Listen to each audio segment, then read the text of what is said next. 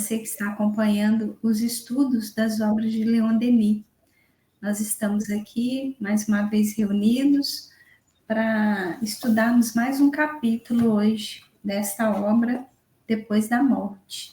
Hoje é o capítulo 11º, A Pluralidade das Existências. Olá, Ricardo. Olá, Rosimar, boa tarde. Boa tarde, boa noite, bom dia, aqueles que irão assistir esse vídeo aí no canal do Centro Espírita Virtual Fraternidade Maria de Nazaré, no YouTube. Sejam todas e todos muito bem-vindos. E nós te convidamos a fazermos juntos a prece para iniciarmos as atividades, como é o habitual da nossa casa. Nós queremos agradecer a Deus por essa oportunidade, por mais esse momento de reflexão em torno dos ensinamentos da doutrina espírita. Rogamos a Maria, nossa Mãe Santíssima, que possa nos envolver, a Leon Denis, que possa nos intuir no bom entendimento desta obra. E agradecemos a Deus esse Pai de amor, de bondade, de misericórdia, por essa oportunidade de abrirmos esse campo vibracional de estudos e buscarmos um pouco mais de conhecimento em torno do Evangelho de Jesus. Muito obrigada, que os bons espíritos estejam conosco, nos intuindo, nos iluminando, e que cada lar que está participando conosco, através dessas gravações, possam estar sendo cuidados, amparados, iluminados, para cada vez mais estarmos preparados para essa transição planetária, sempre vibrando no bem e sendo também esse ponto de luz para os trabalhos espirituais. Que assim seja. Que assim seja. Então, vamos dar continuidade, né? É um capítulo bacana esse, né? Porque agora a gente vai falar um pouco de um dos preceitos da doutrina espírita, né? Porque para a gente se dizer espírita, a gente tem que acreditar nessa pluralidade das existências. Sob que forma se desenvolve a vida imortal e que é, na realidade, a vida da alma? Para responder a tais perguntas, cumpre ir à origem e examinar em seu conjunto o problema das existências. Sabemos que em nosso globo a vida aparece primeiramente sob os mais simples, os mais elementares aspectos, para elevar-se por uma progressão constante, de formas em formas, de espécies em espécies, até o tipo humano, coroamento da criação terrestre. Pouco a pouco, desenvolvem-se e depuram-se os organismos, aumenta a sensibilidade. Lentamente, a vida liberta-se dos liames da matéria. O instinto cego dá lugar à inteligência e à razão. Teria cada alma percorrido esse caminho medonho, essa escala de evolução progressiva, cujos primeiros degraus afundam-se num abismo tenebroso?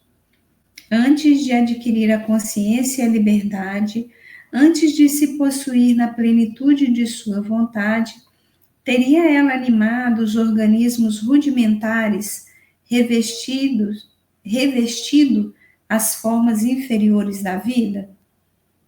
Em uma palavra, teria passado pela animalidade? O estudo do caráter humano, ainda com cunho da bestialidade, leva-nos a supor isso. O sentimento da justiça absoluta diz-nos também que o animal, tanto quanto o homem, não deve viver e sofrer para o nada.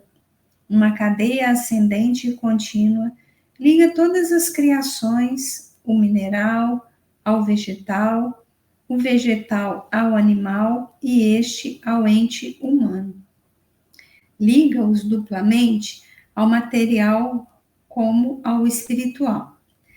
Não sendo a vida mais que uma manifestação do espírito, traduzida pelo movimento, estas duas formas de evolução são paralelas e solidárias.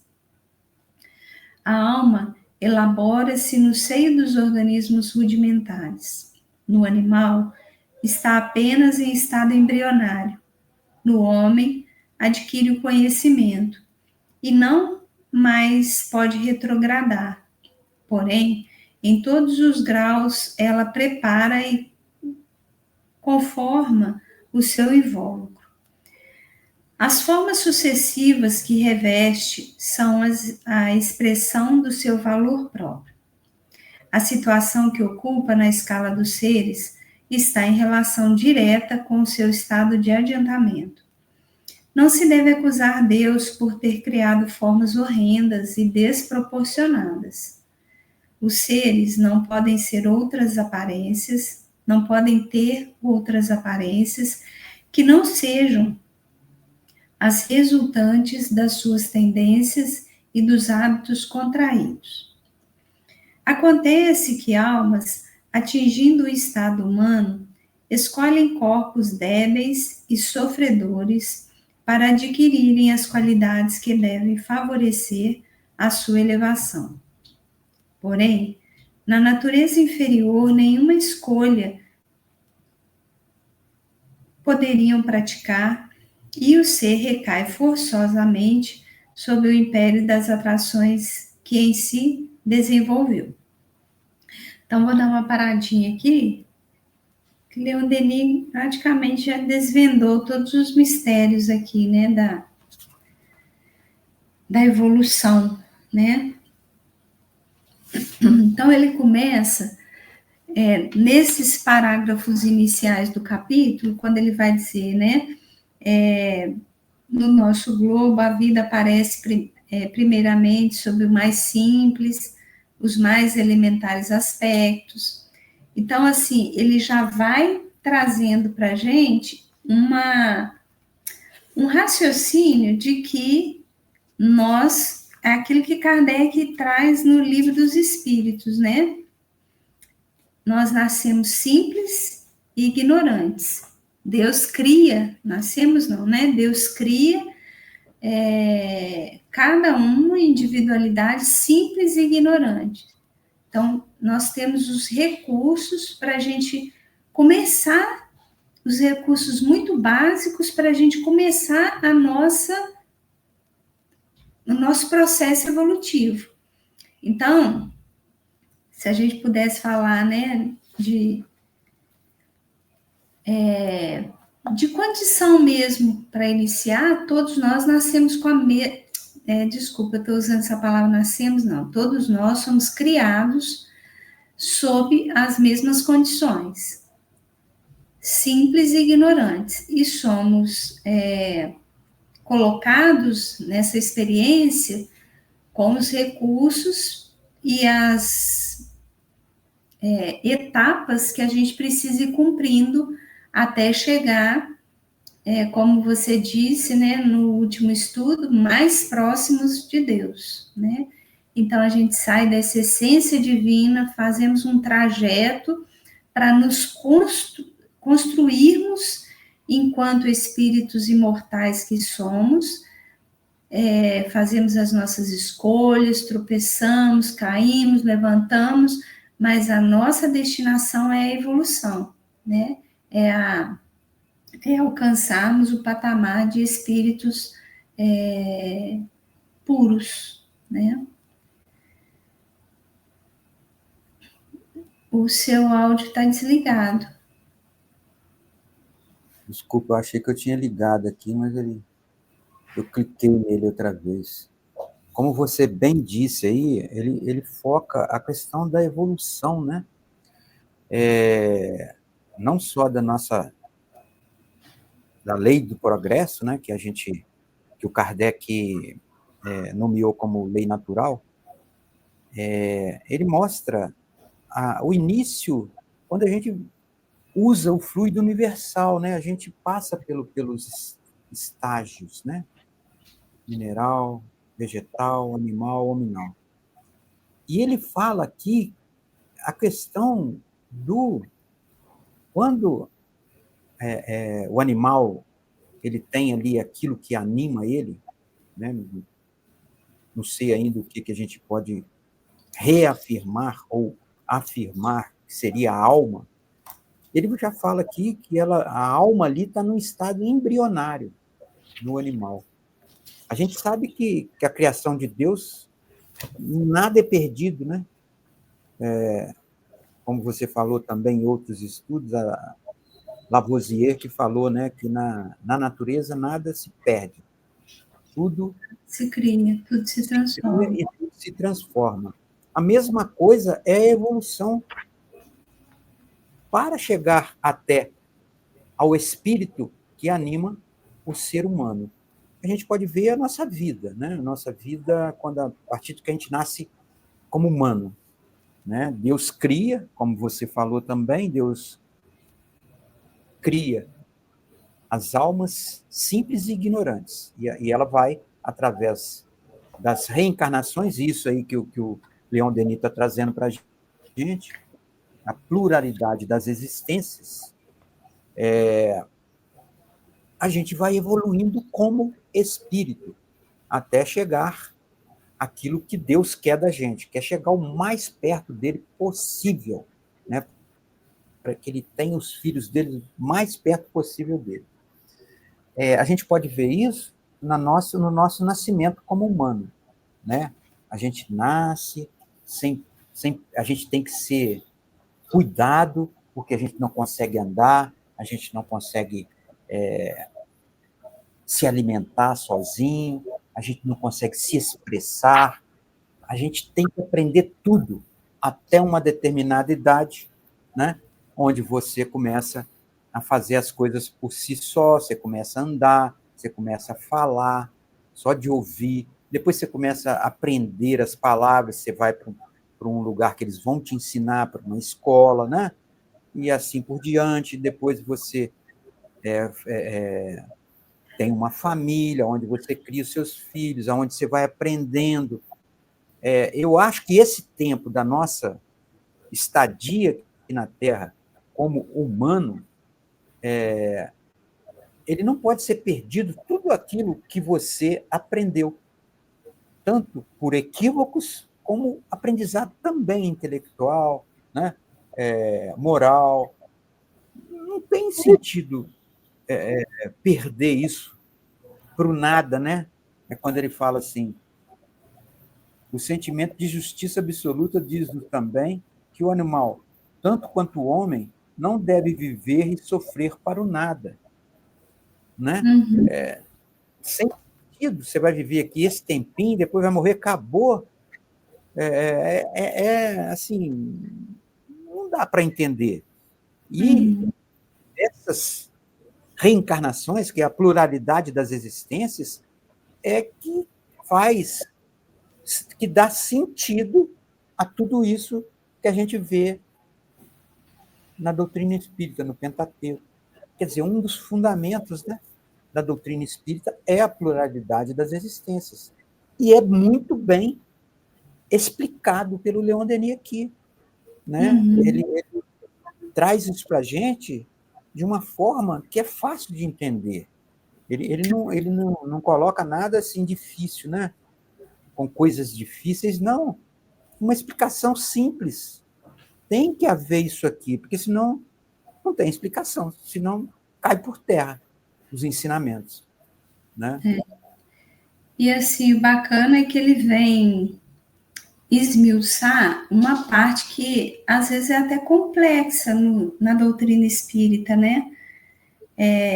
No livro dos Espíritos, a gente tem uma explicação bastante, né, boa também, tranquila da gente entender sobre essa questão da evolução, mas parece que alguns pontinhos, poucos, que ficaram meio que soltos, Leon Denis vai juntando eles aqui, né?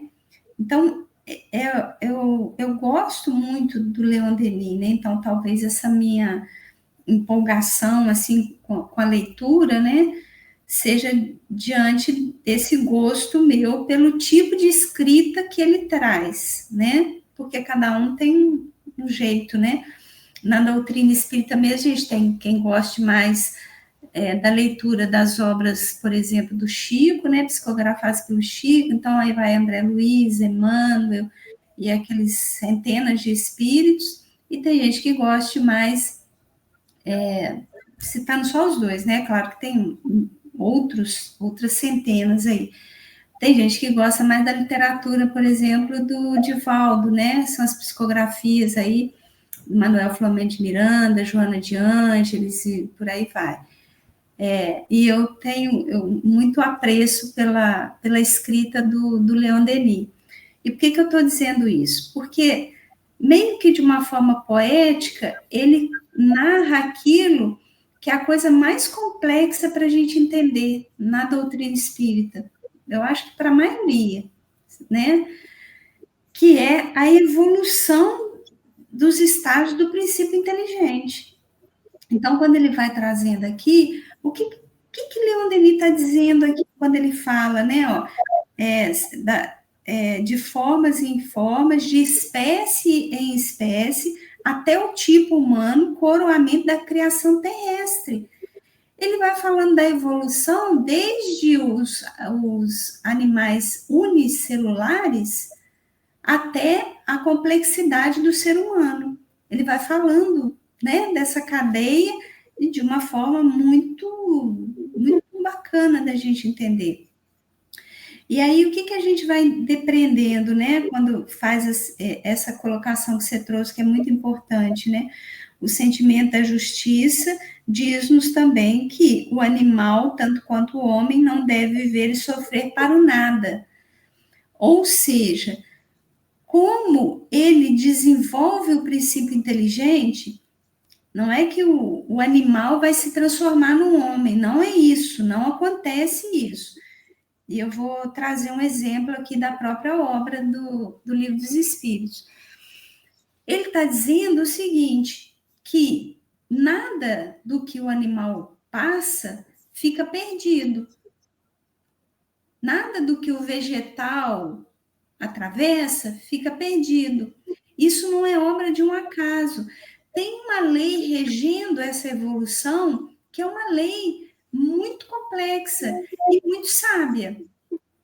Então, o princípio inteligente, que vai depois dar origem ao espírito, que vai compor, né, essa condição espiritual que nós somos, ele vai passar por esses estágios para aprender uma série de coisas, como a gente já viu em outros estudos, né? No reino vegetal, por exemplo, a gente vai aprendendo as sensações, né? O tato, os automatismos do nosso corpo, isso tudo a gente aprende nesse estágio, com os vegetais, né? Do princípio inteligente ali, estagiando no vegetal, né?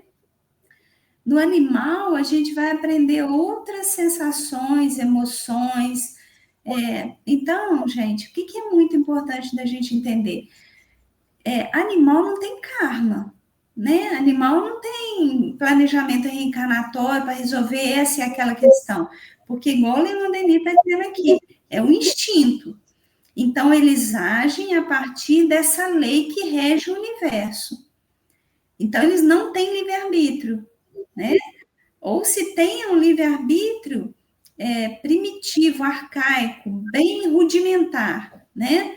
Mas vamos dizer uma coisa mais simples, né? Que aí seria um outro estudo, mais para frente a gente vai estudar essa questão do perispírito e a gente vê isso melhor.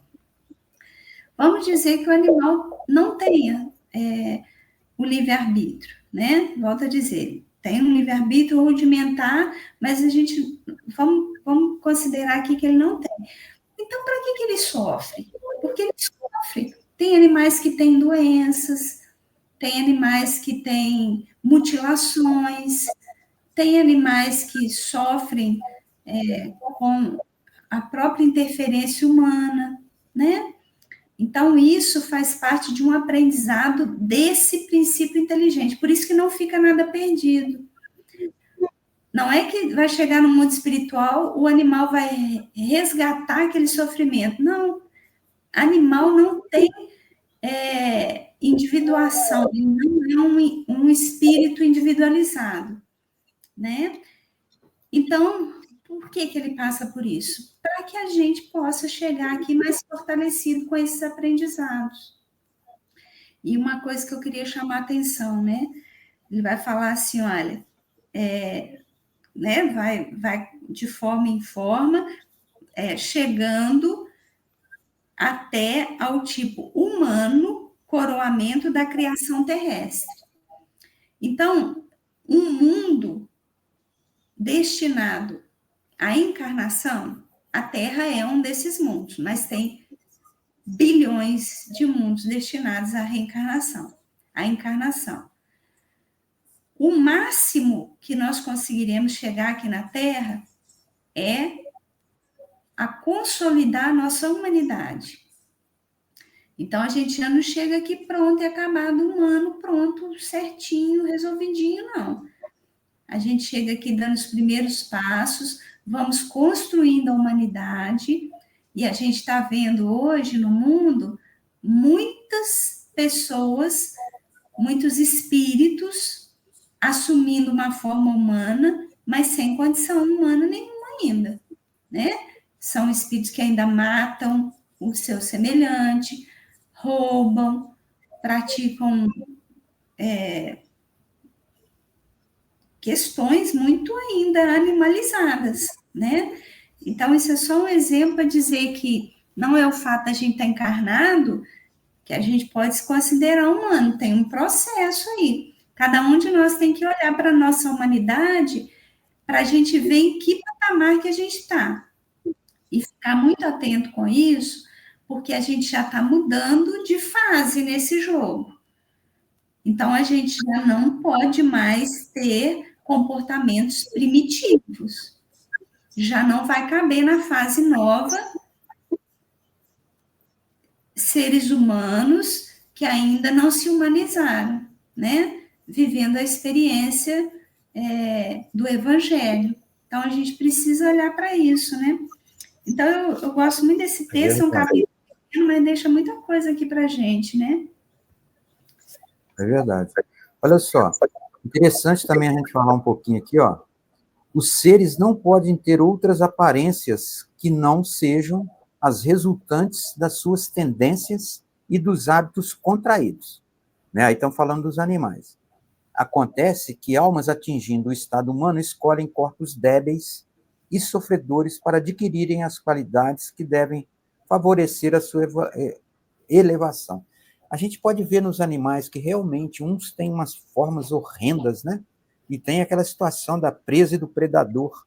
Mas eu já percebi que todos eles se defendem. Então, a lei de conservação existe ali nos animais. Então, muitas leis de Deus existem ali, né? Uhum. Inclusive aquela lei do amor que é diferente quando a mãe ela tem o filho, ela protege ele com a vida. Mas a partir do momento que ele já está num determinado ponto, ele vai resolver sozinho. Uhum. E todos os animais, quando eles não são pegos de surpresa pelo predador dele, ele se defende. Ele só não consegue quando ele é pego de surpresa. Isso tudo, como ele está falando aqui, já é um aprendizado que vai ficar. Igual você falou no princípio inteligente, né? Que vai trazer quando a gente vier como humanos essa evolução do princípio inteligente, né? Porque a gente às vezes fica se perguntando, tem até um livro que fala, né? Pergunta se os animais têm alma. Aí a gente, não sei o que, a gente fica sem saber, porque realmente não tem uma coisa certa, não. Ninguém chegou perto da gente e falou assim, tal, não tem. Porque aí eles colocam os animais que a gente vê no nosso lar, Tem animais que vão lá Quer dizer, isso é para outro estudo, né? Isso que eu ia te falar. Isso é uma outra história, que se a gente for entrar, a gente tem que explicar, entendeu? Porque tem explicação, tanto na doutrina espírita, quanto estudiosos que se debruçaram sobre esse tema também, né? Mas é uma questão importante que a gente vai voltar nela. Só uma coisa que eu queria discordar um pouquinho de você, mas não é que você está errado, não. É porque eu sou discípula de Francisco de Assis, então, para mim, não são as aparências dos animais que são horrendas. Para mim, todos os animais são lindos, maravilhosos, perfeitos, criações de Deus como nós. As nossas primeiras encarnações, todos eles, todos, sem exceção. O jacaré, você não tem medo, não está achando. As primeiras encarnações, Ricardo, é que foram em corpos ainda um pouco rudimentares. Por quê? Porque a gente precisava desses corpos para a gente evoluir esses corpos. Então, fomos nós que habitamos aí corpos que não foram muito lindos, né? Maravilhosos no início, mas agora já está tudo mais ou menos encaminhado aí. Cada vez mais os corpos também vão evoluindo, né? Eu queria só encerrar minha fala aqui, para a gente terminar a leitura, né? Ou ler mais pelo menos um trechinho, dizendo o seguinte: no item, na pergunta 79 do Livro dos Espíritos, Kardec pergunta assim, olha, pois que há dois elementos gerais no universo, o elemento inteligente e o elemento material, poder-se-á dizer que os espíritos são formados do elemento inteligente, como os corpos inertes o são do elemento material? E os espíritos vão falar, evidentemente, né? É assim que acontece. Os espíritos são a individualização do princípio inteligente. Eu trouxe essa questão só para ficar isso bem marcado para a gente. Olha, nós somos a individualização do princípio inteligente. A época e o modo por que essa formação se operou é que são desconhecidos. Como que isso se deu no seu trâmite mais íntimo, isso é só Deus. Por enquanto, é Ele que nós aqui ainda não temos condição de entender como é que foi essa transição. Apesar de no Livro dos Espíritos a gente ter uma questão que clareia isso demais, né? Mas a gente vai deixar mais para frente. E aí, só para a gente, uma coisa que você comentou que me fez lembrar aqui, quando você falou disso, né, dessa evolução, e aí nesse mesmo item que você citou agora, Leon Denis vai falar assim, olha, e não, depois que evolui, não volta atrás, não retrograda, né? E o que ele está dizendo com isso? Que não tem possibilidade de um espírito encarnar num animal. Isso não acontece. A evolução, ela é ascendente, né? Ela é ascendente, então ela só cresce, só vai para o alto. E a gente fala isso, não é no sentido de que a gente é a cereja do bolo, né? De que a gente como que a gente fala, a menina dos olhos de Deus, né? Quer dizer simplesmente que nós desenvolvemos a razão. E com isso, a gente precisa cuidar dos outros, de todos os outros que possibilitaram a gente chegar até aqui. Então, somos nós que temos que cuidar da natureza, dos animais, do planeta, porque nós temos a inteligência. Se a gente está usando bem ou mal, é uma outra questão, mas deveria ser assim. E aí, tem um comentário de Kardec, na questão 613 também. Não vou ler aqui, porque ele é muito grande, mas é só para dizer o seguinte, olha, o ponto inicial do espírito é uma dessas questões que se prendem à origem das coisas e de que Deus guarda o segredo. Esse é o primeiro item aqui, né? E ele vai, lá no finalzinho, ele vai falar assim, olha, quanto às relações misteriosas que existem entre o homem e os animais, isso, repetimos, está no segredo de Deus, como muitas outras coisas, cujo conhecimento atual nada importa ao nosso progresso, e sobre as quais seria inútil determos. Deixa eu só ler um pedaço aqui que eu acabei marcando ele e perdi aqui. Marquei para um outro estudo nosso, que fala exatamente disso, né? Que a gente não retrograda, né? Então, tá aqui, ó. A reencarnação, como os espíritos a ensinam, se funda, ao contrário, na marcha ascendente da natureza e na progressão do homem, dentro da sua própria espécie, o que em nada lhe diminui a dignidade. Então, assim, só trouxe aqui a título de curiosidade, né? Porque é muito importante a gente entender que Kardec se debruçou sobre esse estudo, tem muita coisa no Livro dos Espíritos, né? Mas Leon Denis traz para a gente de uma forma bem interessante também. Então, vou ler mais um trecho aqui. Se você quiser comentar alguma coisa, você pode falar, mas... Então, tá. Essa explicação pode ser verificada por qualquer observador atento. Nos animais domésticos, as diferenças de caráter são apreciáveis, e até os de certas espécies parecem mais adiantados que outros. Alguns possuem qualidades que se aproximam sensivelmente das da humanidade, sendo suscetíveis de afeição e devotamento. Como a matéria é incapaz de amar e sentir, forçoso é que se admita neles a existência de uma alma em estado embrionário. Nada há, aliás, maior, mais justo, mais conforme à lei do progresso do que essa ascensão das almas operando-se por escalas inumeráveis, em cujo progresso elas próprias se formam.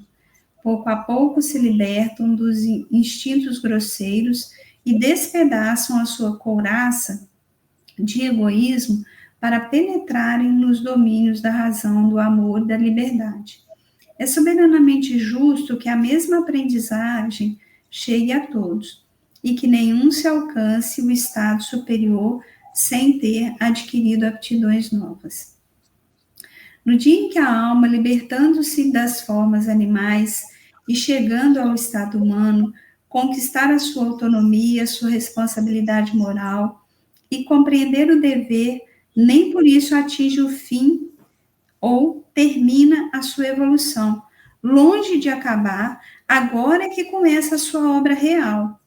Novas tarefas chamam-na, as lutas do passado nada são ao lado das que o futuro lhe reserva. Os seus renascimentos em corpos carnais suceder-se-ão, de cada vez ela continuará com órgãos rejuvenescidos, a obra do aperfeiçoamento interrompida pela morte, a fim de prosseguir e mais avançar. Eterna viajora, a alma deve subir, assim, de esfera em esfera para o bem, para a razão infinita, alcançar novos níveis, aprimorar-se sem cessar em ciência, em critério e em virtude. Cada uma das existências terrestres mais não é que um episódio da vida imortal. Alma nenhuma poderia, em tão pouco tempo, despir-se de todos os vícios, de todos os erros, de todos os apetites vulgares, que são outros tantos vestígios das suas vidas desaparecidas, outras tantas provas de sua origem. Calculando o tempo que foi preciso à humanidade, desde a sua aparição no globo para chegar ao estado da civilização, compreenderemos que para realizar os seus destinos, para subir de claridade em claridade até o absoluto, até o divino, a alma necessita de períodos sem limites, de vidas sempre novas, sempre renascentes. Só a pluralidade das existências pode explicar a diversidade dos caracteres, a variedade das aptidões, a desproporção das qualidades morais, enfim, todas as desigualdades que ferem a nossa vista.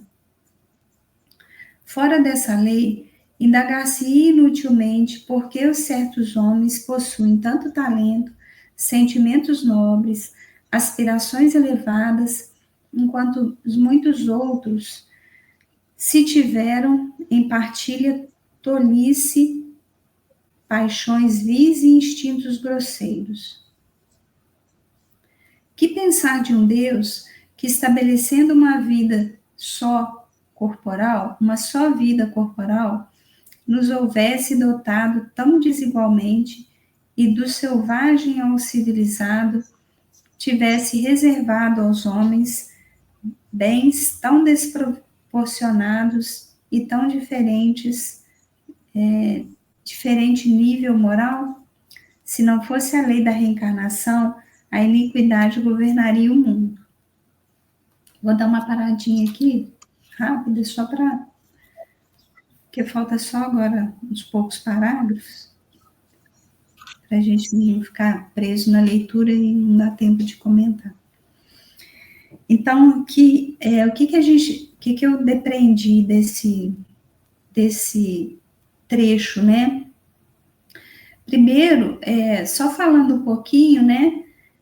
No parágrafo anterior que eu tinha lido, ele está falando também da questão do livre-arbítrio, né?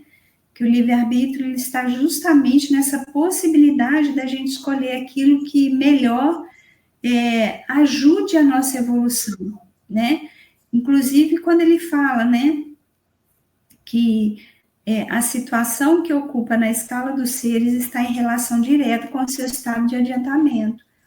Então, o corpo que a gente tem, né, ou saudável, ou um pouco mais adoecido, a condição financeira com que a gente nasce, isso tudo faz parte dessa condição que a gente vai atravessando para a gente também ir se reajustando, né? E construindo novos aprendizados. Então, às vezes a gente tem uma ideia muito equivocada, por exemplo, a gente está num mundo de expiações e provas. Nós estamos do meio para frente para mudar o jogo, né? Para a gente ir para outro patamar. Esse período que falta, apesar dele ser muito menor do que o que a gente já atravessou, ele é mais intenso, ele é mais denso, ele é mais pesado, né? A gente pode pensar assim, nossa, mas como assim? Se a gente está indo para o final, era para estar melhorando. Mas é porque agora as oportunidades também vão crescendo muito. A gente já viu, né, que a evolução, o viver mais tempo na Terra é um indicativo de evolução. Então, não é à toa que a gente está tendo oportunidade, há umas décadas, né, talvez há umas centenas de anos, vivia-se 30, 40 anos, né? Hoje vivemos 100 anos e até mais. E podemos viver de uma forma saudável, dependendo do que a gente for escolhendo aí, ao longo desse percurso. E para que isso, né? Porque as oportunidades, elas são maiores nesse momento. Então, a gente precisa se agarrar a cada minuto para se melhorar, para crescer, para evoluir, né? Então, assim, é interessante isso, né? Quanto que isso tudo está relacionado ao livre-arbítrio, que tem a ver com o humano. Nós não estamos falando aqui de animal, nem de nada disso, né? Do humano. Então, aqui, nesse trecho que eu li, a gente está falando desse processo de individuação, né? Ou individualização, né? A diferença é, porque Jung falou essa palavra individuação, né? Que é num sentido bem rápido aí, né? Uma explicação bem rápida, é aquilo que o patamar que a gente consegue chegar de evolução e descobrir essa essência em nós, né? Essa essência divina. Então, a nossa destinação aqui na Terra é a evolução, não é o sofrimento, nem a expiação, isso é consequência das nossas escolhas, né?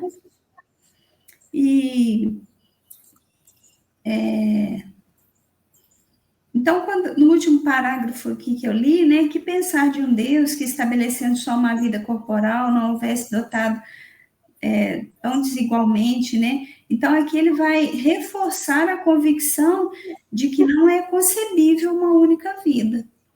Isso não explica nada, só confunde mais a gente, né? É verdade. O tempo todo ele mostra isso, né?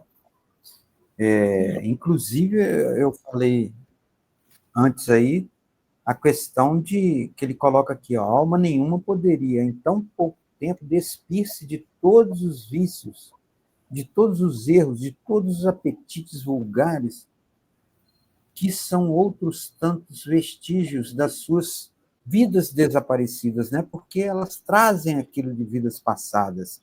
E uma encarnação, ela não consegue se redimir de tudo isso, porque não é fácil. Não é fácil. A gente sabe que tem muitos espíritos que evoluem numa encarnação muita coisa, né? Consegue, mas ele já vem de um tempo aprendendo isso tudo aí. Então, realmente, só a gente acreditando na pluralidade das existências que a gente consegue entender o que a doutrina espírita ensina para a gente. Aí, no final, ele fala assim, se não fosse, quando você leu, né? Se não fosse a lei das reencarnações, a iniquidade governaria o mundo. Quer dizer, era dente por dente, olho por olho. Me dá isso aqui, me dá aquilo ali, é meu, é meu, é meu. Não ia ter sentimentos, vamos dizer assim. O mal imperaria. Foi o que eu percebi desse pedaço que você acabou de ler agora. E é interessante, né? Porque a gente não pode cair nessa falácia, né? Nessa fantasia que chega a ser uma maldade, né? Dessa fala de que só tem essa vida, né? Porque só ter essa vida é dizer que uns foram escolhidos para viver uma vida confortável, saudável, feliz, e outros infelizes, né? E aí mais uma vez o materialismo colocando essa condição capitalista ainda, né? Porque aí gera-se uma ilusão de que quem está bem é quem tem dinheiro, quem tem posses, quem tem condição de se manter, né? E olha que injustiça que seria isso, né? Verdade. Não E a dá gente nem sabe que explicar, é muito mais difícil acreditar nessa falácia do que compreender, né? Que existem várias vidas, várias oportunidades que a gente vai recebendo, né? E a gente vai se melhorando e a gente vai evoluindo. Então, é mais. E você fala sempre que tudo que vem de Deus é amor, né, Osmar? Não existe outra coisa. Então, não tem sentido. Não tem sentido. Né? Então, vou ler o restinho aqui, uma página que falta. A influência dos meios, a hereditariedade, as diferenças de educação não bastam para explicar essas anomalias. Vemos os membros de uma mesma família, semelhantes pela carne e pelo sangue, educados nos mesmos princípios, diferenciarem-se em vários pontos. Homens excelentes têm tido monstros por filhos. Marco Aurélio, por exemplo, foi o genitor de Cômodo, personagem célebre e estimada. Peraí. Personagens célebres e estimadas têm descendido de pais obscuros. Descendido de pais obscuros, destituídos de valor moral. Se para nós tudo começasse com a vida atual, como explicar tanta diversidade nas inteligências, tantos graus de virtude e no vício, tantas variedades nas situações humanas?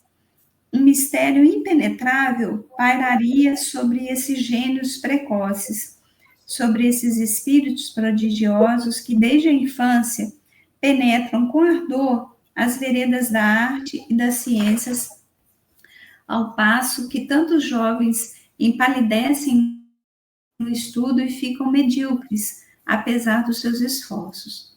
Todas essas obscuridades se dissipam perante a doutrina das existências múltiplas. Os seres que se distinguem pelo seu poder intelectual ou por suas virtudes têm vivido mais, trabalhado mais, adquirido experiência e aptidões maiores. O progresso e a elevação das almas dependem unicamente de seus trabalhos, da energia por elas desenvolvida, do combate da vida.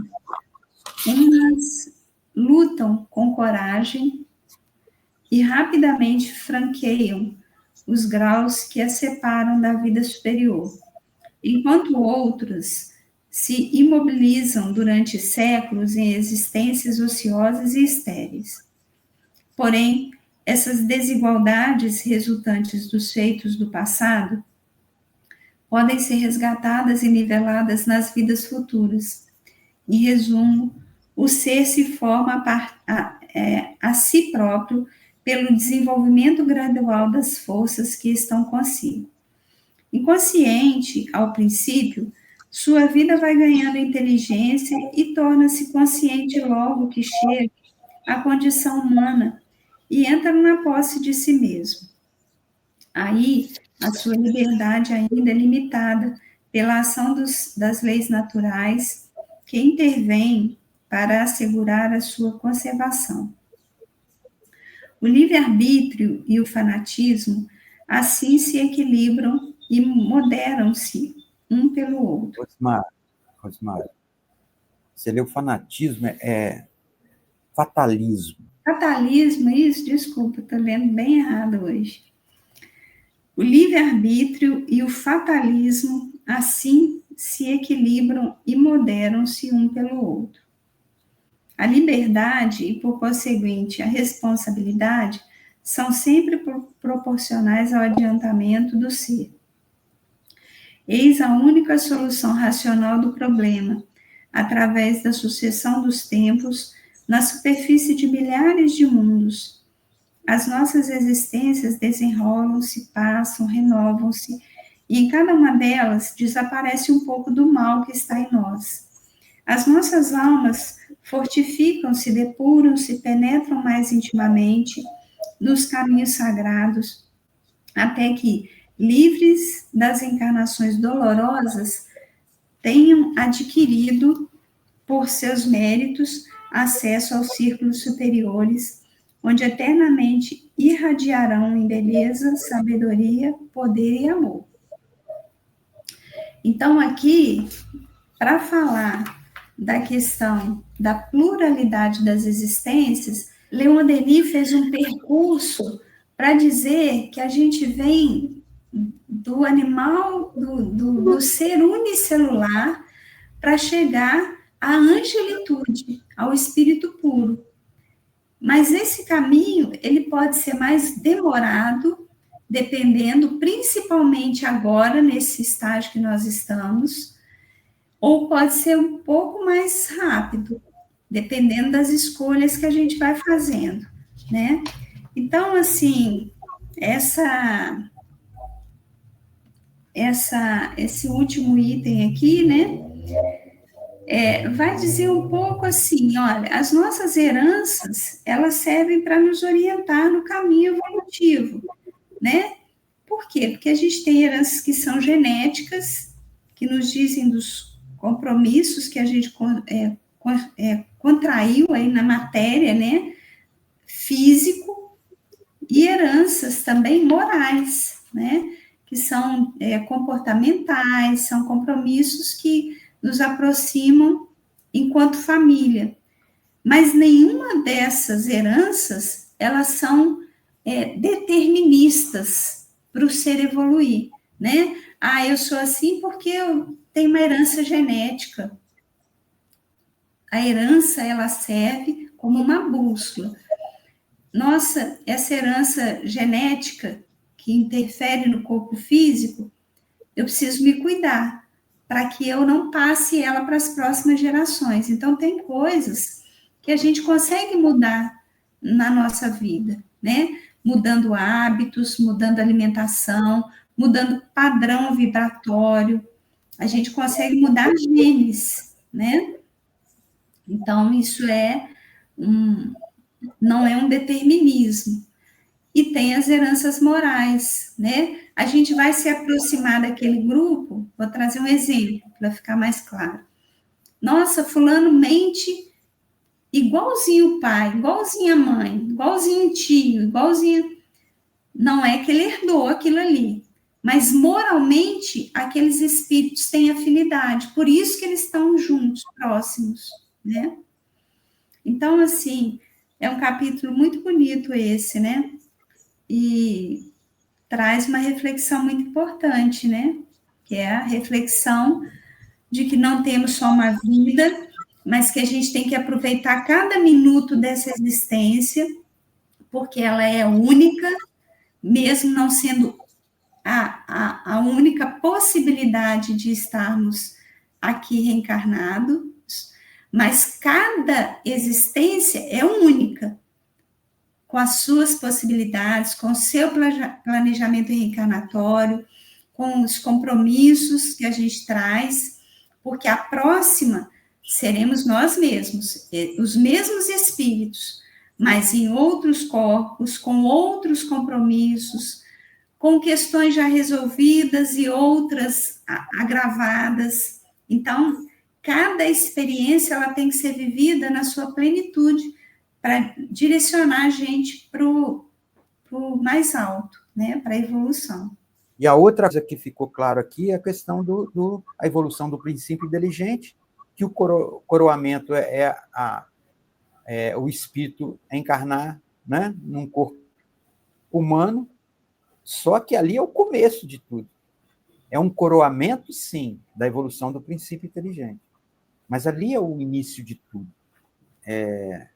Vamos encerrar, então? Você tem alguma coisa para... Eu vou fazer a prece aqui, Ricardo, que a sua internet está falhando muito, tá? Eu vou encerrar aqui hoje e a gente, semana que vem, a gente continua. Você anota aí se ficou faltando alguma coisa e a gente termina, tá bom? Nós vamos agradecer a Deus por essa oportunidade, aos bons espíritos que direcionaram os nossos pensamentos, intuindo na boa compreensão desta obra, desta mensagem dessa semana. Que Jesus envolva nossos lares, nossas vidas, trazendo sempre paz, equilíbrio, amor e tudo aquilo que cada um necessitar. Que assim seja. Que assim seja.